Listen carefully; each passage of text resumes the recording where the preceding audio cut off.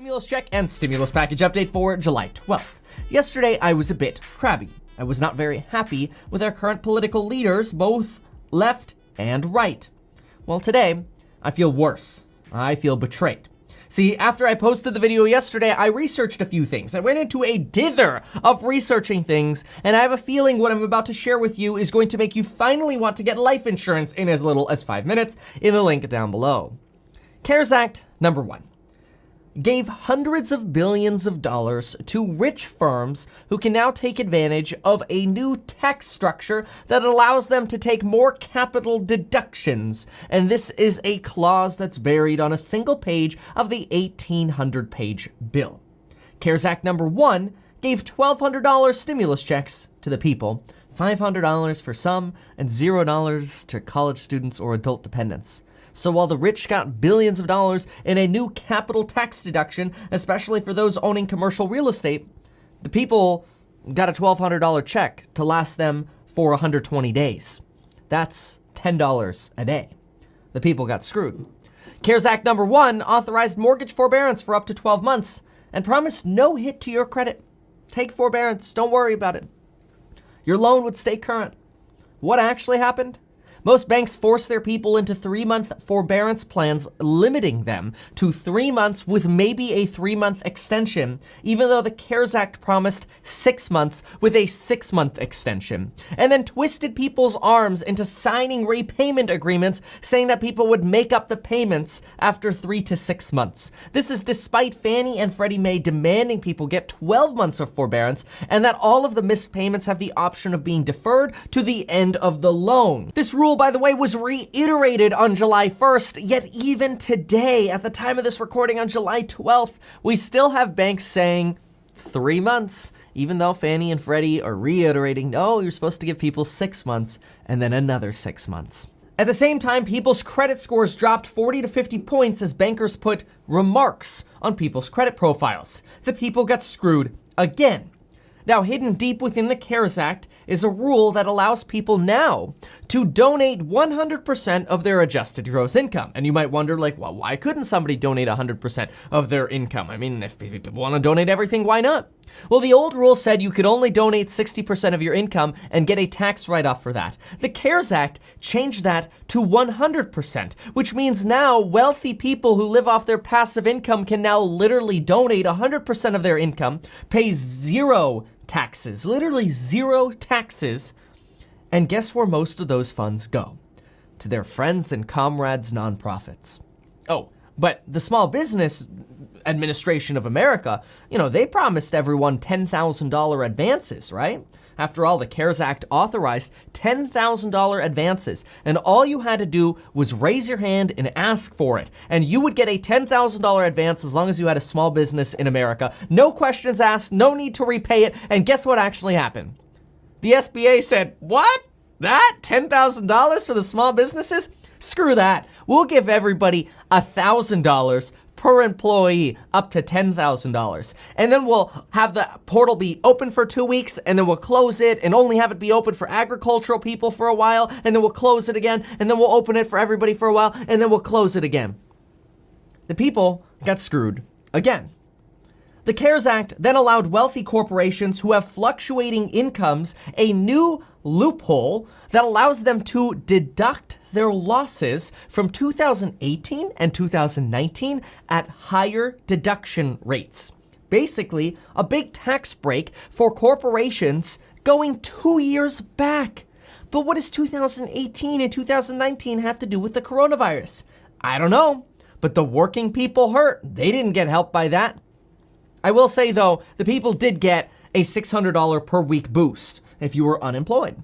And even self-employed people were now eligible for unemployment. That's $2,400 plus per month because it's on top of state unemployment. That seems generous, right?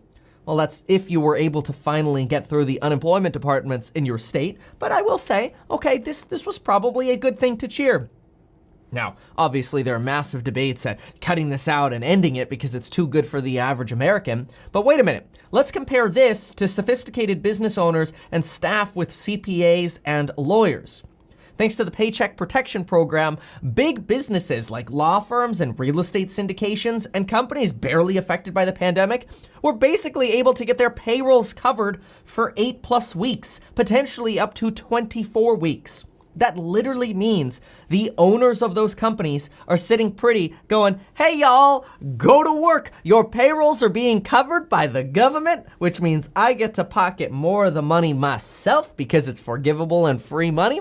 And when I have that money in my pocket, what am I gonna do with it? Well, heck, I may as well throw it into the stock market. How nice for rich people to be able to participate in making a killing in the stock market rebound thanks to government bailouts, while everybody else gets shafted trying to make their bills with $600 per week if you're unemployed. But what about heroes? I mean, come on, the people who actually kept working and kept our society moving during the pandemic? Oh, sorry, there's nothing for them. Now, we agreed to be locked down, and we left these essential workers working hard on the front lines during the pandemic, putting themselves at risk when they didn't even know how bad this virus would be. The Federal Reserve said we're in great shape to print money and spend it on the people, and our government instead chose to spend it on the rich. Our essential workers got nothing more than anybody else who's sitting at home safe on unemployment. Now, we agreed to be locked down. We left our essential workers on the front line. At the same time, the Federal Reserve said we're in great shape to keep printing money and spending it on the people, and the government chose to spend it on the rich. What about tenants? Well, they probably got screwed the most. Landlords can stop paying their mortgage and repay that money in 30 years, which if you're in my programs on money and finance or real estate investing or the stock program, you already know that if somebody says you owe money today but you don't have to pay it in 30 years, it's basically free money thanks to the time value of money. You could make that money up within just 7 to 15 years of investing. Tenants really got screwed. Again, landlords, they don't pay for 30 years. Tenants, be prepared to pay up as soon as the eviction bans end. Otherwise, you're on the street. But wait, Kevin, the HEROES Act. The HEROES Act! It says heroes in the name. It fixes these things. It fixes a lot of these things. It fixes credit reporting on mortgage forbearance. It gives college students stimulus checks. It closes some of the tax loopholes that I just talked about for rich corporations.